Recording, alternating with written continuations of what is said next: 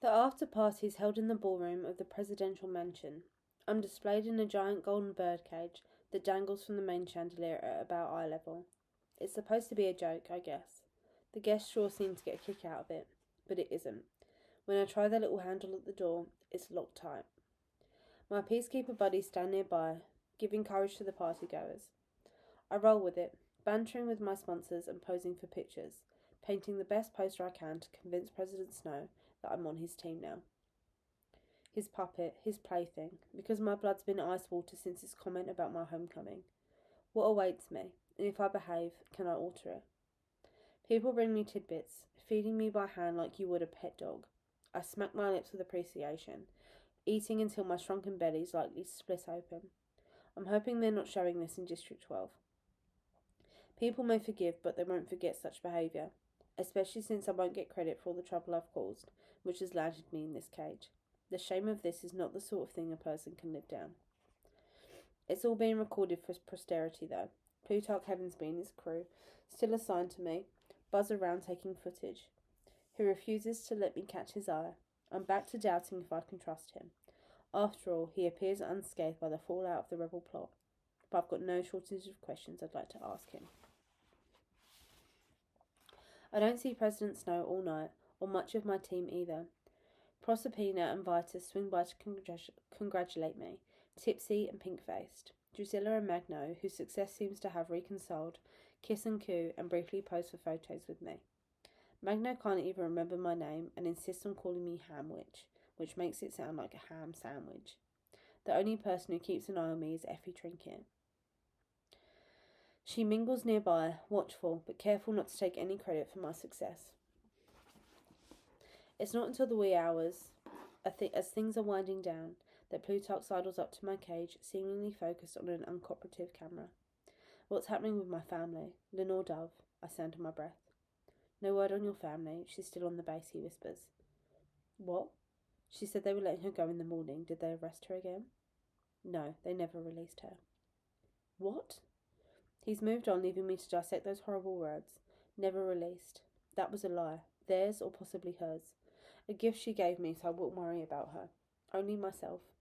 And it worked, but now I can see that she's been completely helpless, completely at their mercy this whole time, while I sabotaged their arena. Confined, starved, tortured, raped, murdered. I grip the golden bars, petrified as the words I've been refusing to consider pounding my brain. The woman with the cat ears appears, dangling a shrimp before me. My mouth opens automatically, and I chew the delicacy while a friend takes our pictures. I cannot quit now. Lenore Dove's life is at stake. When dawn finally breaks, I'm allowed to relieve myself in a pink marble bathroom with curlicues and rose-scented soap. I'm hoping to be sent to the train station, but instead I'm returned to the apartment. Fresh rolls and milk have been provided. Clean clothes. I'm not going home any time soon. For the next 10 days, I'm carted around the capital. To parties and interviews and fashion shoots, to publicly revel in my victory. No greater suck-up exists in the history of the games. No humiliation is beneath me. I will bear anything to keep my loved ones alive. Finally, after an all-night party at the Capitol Zoo, the peacekeepers transport me to the deserted train station, which is still hung with the propaganda banners. No peace, no prosperity, no Hunger Games, no peace, and President Snow's parting shot, Panem's #1 peacekeeper. A doctor who waits at the door of the train deftly removes my pump, leaving oozy spots where the teeth were secured in my chest. I can't pretend I'm sad to see it go, although within minutes the drugs wear off and my scar starts to hurt. No bunk bed with a stiff quilt for me. Back in chains, I'm locked in the room Plutarch once freed me from. He's nowhere to be seen now. I guess the show's over for real. I wrap Great Uncle Silas's champagne bubble jacket tightly around my body and sit in the corner, feeling the pain blossom across my gut. The Capitol get every reason to get rid of me, but the train refuses to budge. I have to get home. I have to know what will happen. After a couple of hours, a peacekeeper comes in with a roll and a carton of milk, still on the snow diet. Why aren't we moving, I ask. Been waiting for your friends, he replies, with a nod to the window, then goes. My friends? I have no friends here. Does he mean my team? I look out the window of my cell. 3 carts are being rolled down the platform. Each carries a plain wooden box. After a momentary confusion, I put it together. They are coffins. Luella, Maisie and Wyatt will be riding home with me. I thought them long buried, peacefully resting in their family plots on the hill in District 12. Instead, we will make this journey together. I slide back down the wall, shaking uncontrollably. I think of the state their bodies must be in, violated by chariots and blades and birds. I imagine their families, weeping and waiting at the station, turning their backs on me, or worse, turning their faces to me for explanations. Does the capital always send the fallen back for the victor, or is this a parting gift for me in particular? I can hear the muffled thuds as they load the coffins into the train. Quite close to me, the next car, I think. Doors slam shut and the train begins to roll. I curl up on the floor, my face against the wall, wishing I'd earned a coffin as well. But no, I have a homecoming to enjoy. My thoughts turn to my Lenore Dove, my Covey girl. What happened to Snows? The mysterious District 12 victor. She could be alive. He is. And yet she's all but vanished from memory in District 12. Did President Snow have her killed? No, he would have only been a boy, hardly older than me. He wouldn't have been in power, not like now. What plans does he have for my dove? I think of the Cubby song, the one Maisley's Mormor used to quote when she was scared. Nothing that you can take from me was ever worth keeping. The arrogance of those bold words. You can take several things from me. My ma, my brother, my love. They're the only things worth keeping. Another song surfaces unbidden, also forbidden. The Lenore Dove plays it for burdock sometimes. Are you, coming to the tree, where they strung up a man, they say murdered 3? Strange things did happen here, no stranger would it be, if we met up at midnight in the hanging tree.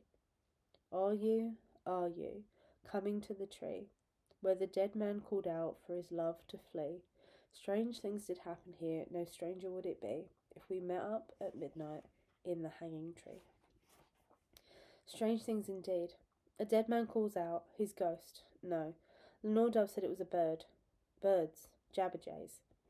The foul mutts let loose to die in District 12, but they defied the capital's sentence of extinction by fathering a new species, mockingjays. Before they vanished, is that what makes the song dangerous? Immortalising these wayward mutts in a song? Are you, coming to the tree, where I told you to run, so we'd both be free? Strange things did happen here, no stranger would it be, if we met up at midnight in the hanging tree. Or is it the capital hanging someone who is likely a rebel? That's who died in the hanging tree. I know this tree, it's real. My pa pointed it out to me. We have metal gallows in District 12 now, courtesy of the capital, but back in the day, many a rebel died swinging from its branches. Are you, coming to the tree, where a necklace of rope side by side with me? Strange things did happen here, no stranger would it be, if we met up at midnight in the hanging tree. Maybe Lenore Dove and I will hang together. Could be easier to find her then, in that next world of hers. That's as close to comfort as I can get. We travel through the day, far into the night. Once in a while there's a stop somewhere to fuel up. Every few hours rolls and milk are delivered, although I haven't touched a mouthful.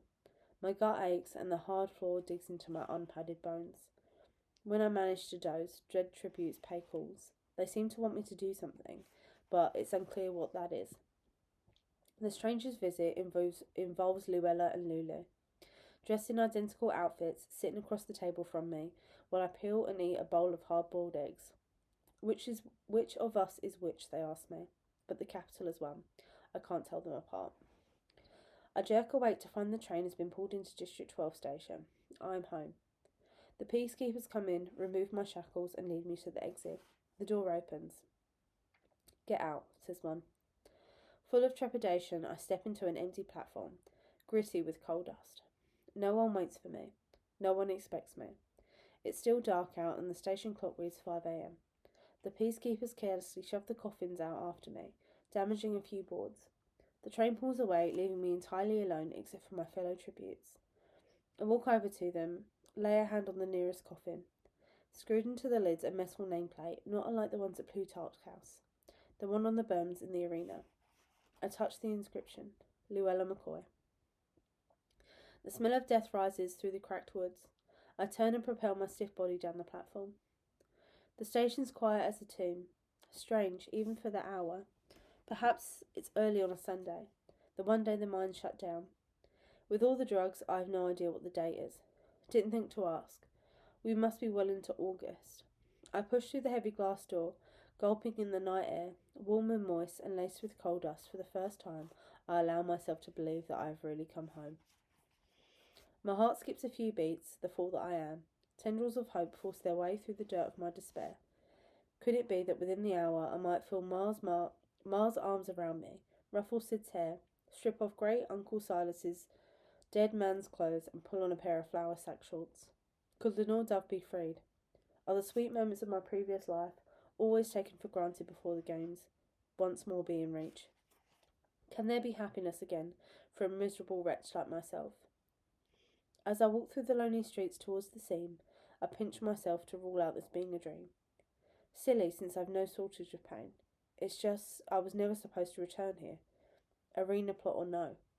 The idea that I might have triumphed in a double Hunger Games strains relief. But those are my feet, clad in pointed patent leather shoes, kicking up the cinders on the way to my house. My pace quickens. If it is a dream, I want to sustain it until I see my family one more time. I take the glow up ahead for the sunrise, until I realise it's too local, too bright. A whiff of smoke drifts through the heavy, humid air. Fire, but not coal fire. I break into the closest thing I can manage to a run. Withered muscles, screaming scars, swollen feet reduce my efforts to a wild hobble. Maybe I am wrong. Any house can catch fire. What with rusted stoves and unwatched hobs. Maybe it's not mine. I know it's mine. Now I can hear the voices, shouting for water. A woman wailing. As I round the bend, it comes into view, fully ablaze against the still dark sky. Ma, I cry. Sid. I bust through the bucket line, fed by 3 neighbours' pumps in addition to our own. Those slow spurts of water, those pathetic splashes against the inferno. People draw away, startled, frightened by my appearance, unprepared for the wild-eyed scarecrow in capital evening wear. Ma, Sid, I grab the nearest person, one of the chance girls who's no more than 8. Where are they? Where are my family? Terrified, she points to the burning house. Ma and Sid are being burned alive. My feet dance side to side for a few seconds, looking for a break in the wall of flame, before I charge straight into the inferno. Ma, as I reach the doorway, a beam crashes down and I reflexively jump back into a shower of sparks. Temporarily blinded, I make for the house again, but I'm yanked backwards.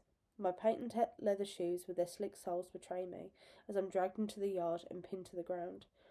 With one man on every limb and Burdock on my chest, all I can do is holler, "Let me up, let me loose, you." Burdock's hand clamps over my mouth. It's too late, Hamish. We tried. It's too late. I get some teeth into his palm and he jerks his hand back, but I'm only free enough to yell, "Ma, Sid, Ma." Blair, kneeling on my right arm, leans in. Tears cut channel through his soot-blackened face. "We're so sorry, Hamish. We tried. You know we did. We just couldn't save them."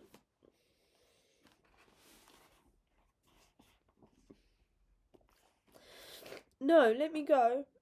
I fight to free myself, but I'm outnumbered. Still so weak from the long days of recovery that I'm overpowered.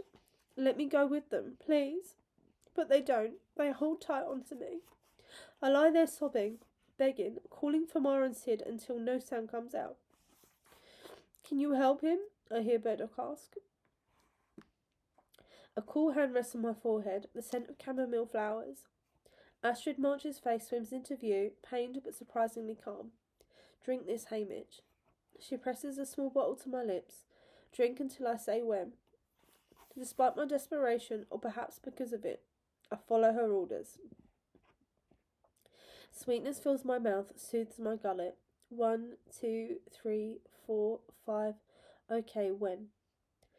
She pulls away the bottle, smooths back my hair. "That's right, that's good. Try to rest now." My eyelids become leaden. "What?" "Just some sleep syrup." "Ma? Sid?" I know. We'll do what can be done. You go to sleep now. Sleep. Dead to the world, I am, for over a day. I awake, thick-tongued and groggy, at the McCoys, where Luella's ma stands over me with a tin mug of tea. She does not mince words as she recounts the fire.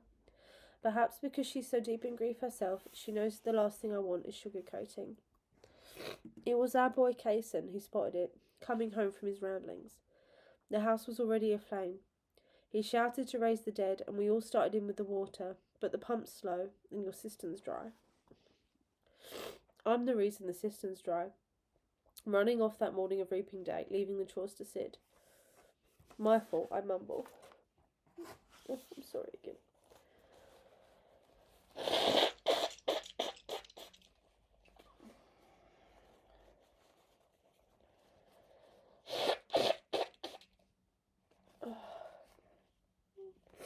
I expect you'll think everything's your fault for a long while, but that's got to wait.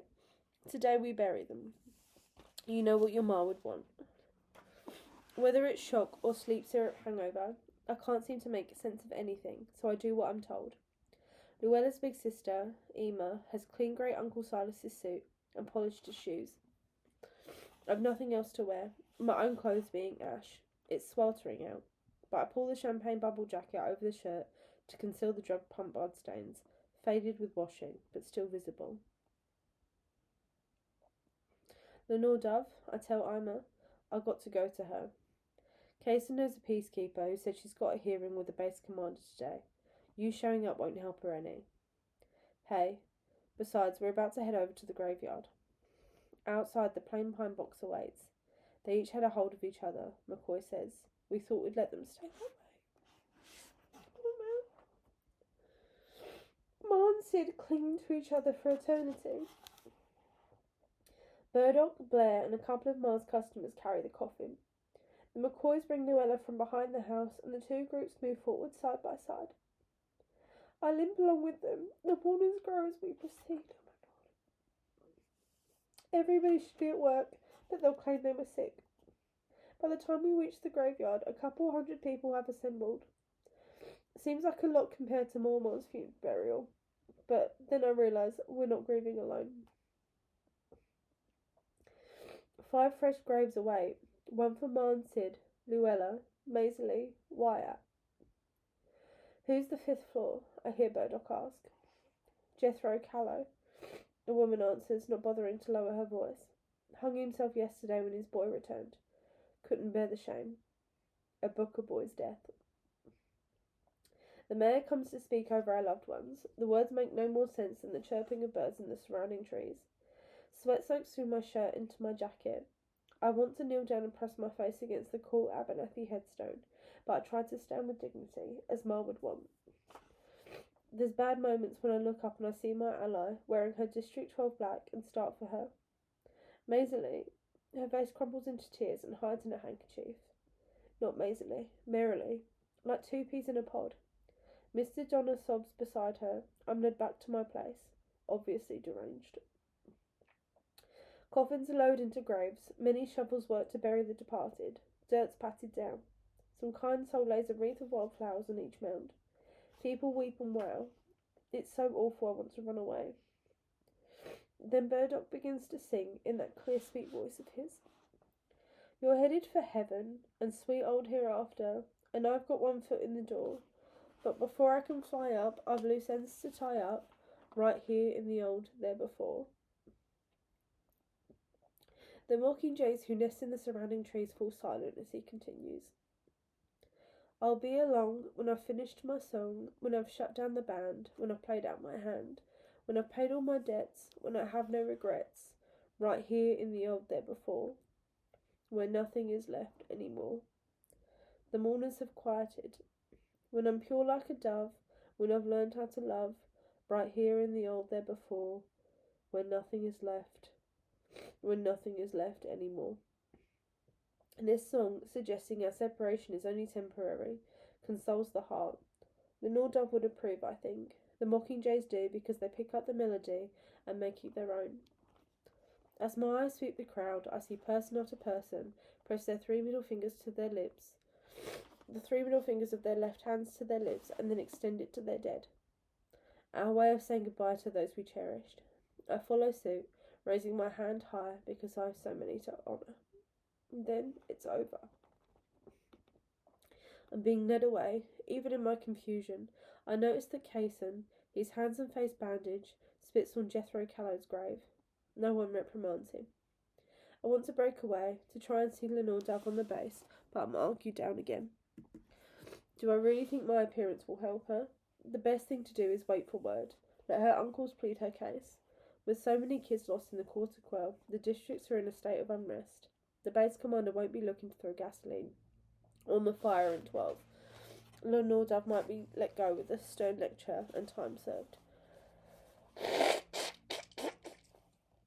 I'm so sad.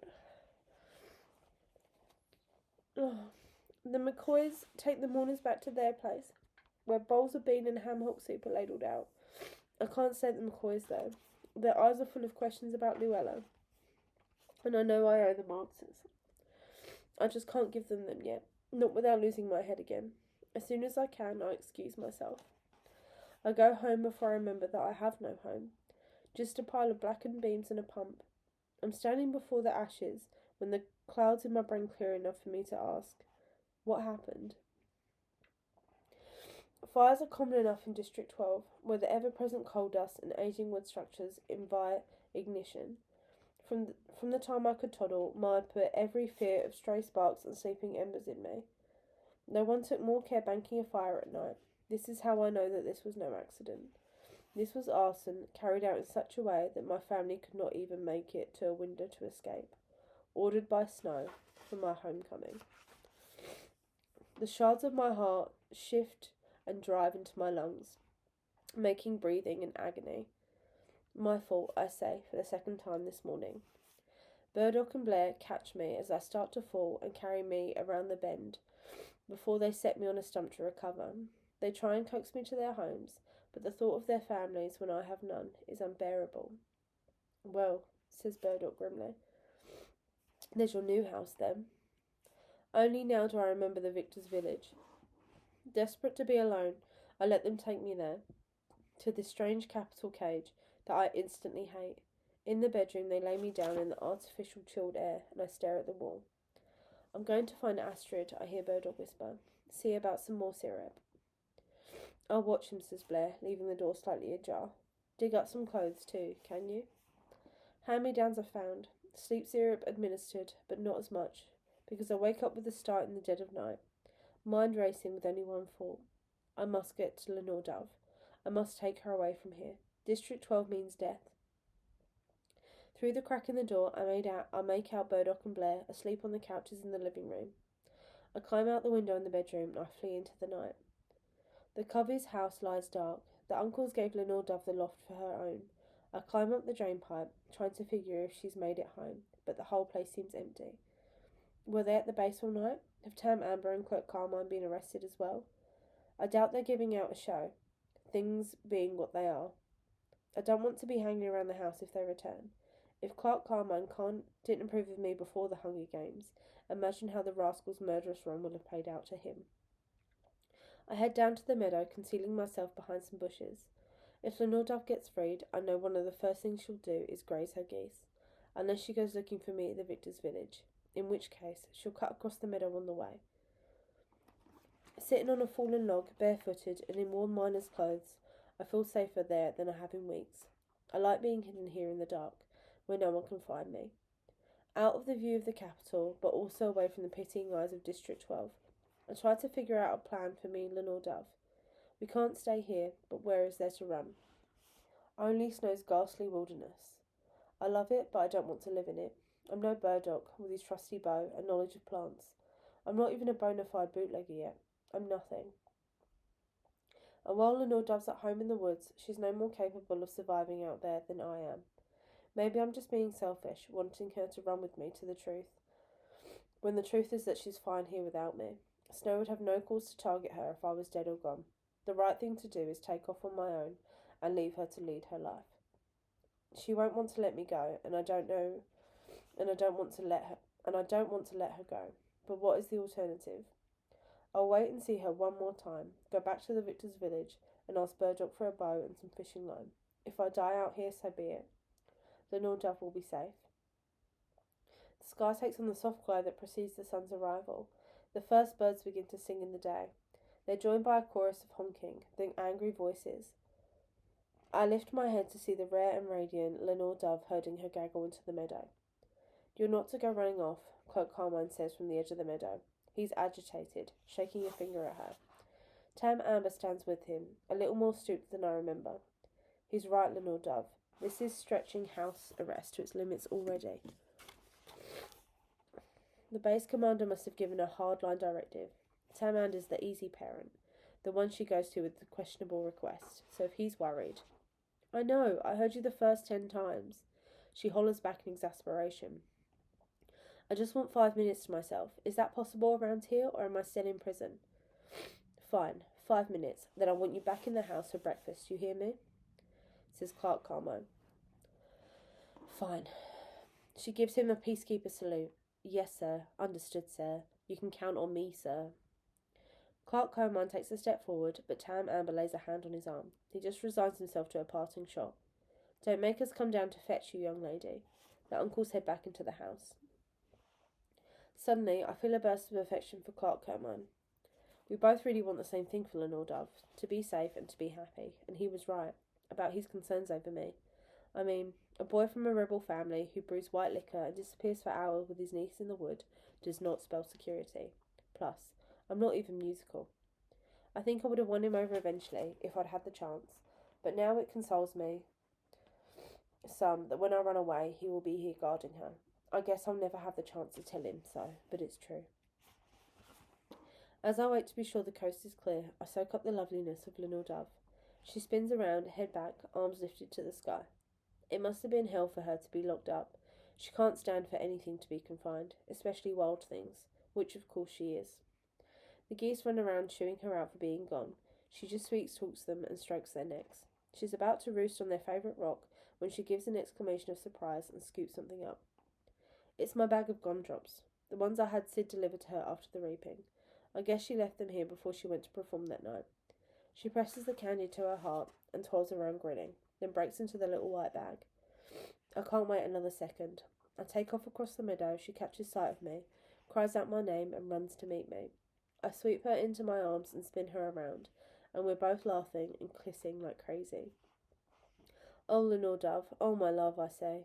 You came back, she says, tears streaming, but happy tears. You came back to me, in this world. And you managed not to get hung, I crow back.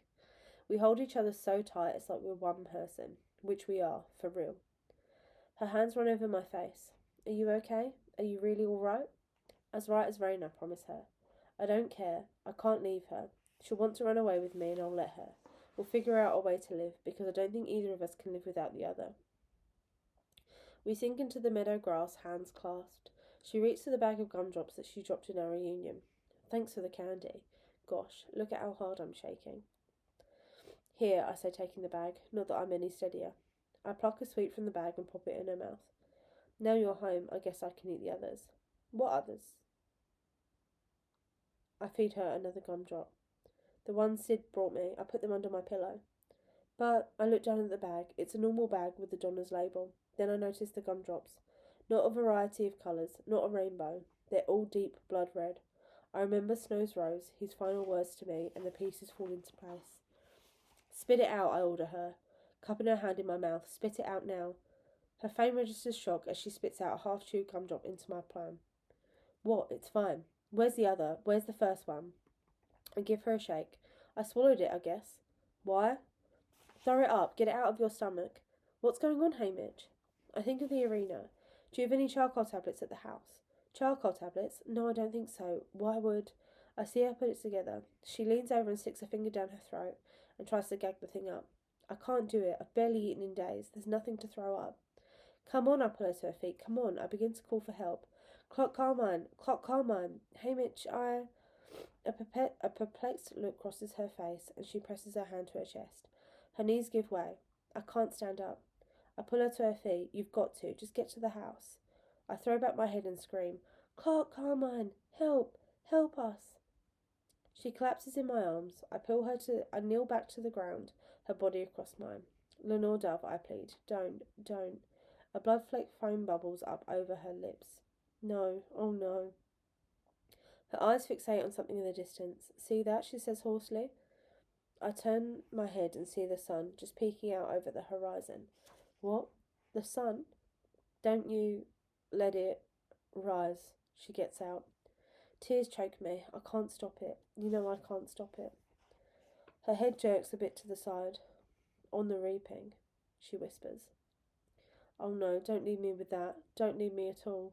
Lenore Dove, please try and hold on, darling. Lenore Dove? Promise. Her eyes flutter shut. Okay, I promise, but you can't go. You can't leave me because I love you like all fire. You too. I think that's what her lips said. Lenore Dove? I press mine against hers, willing her to stay with me, refusing to say goodbye. But when I pull back, I taste the poison, and I know that she is gone.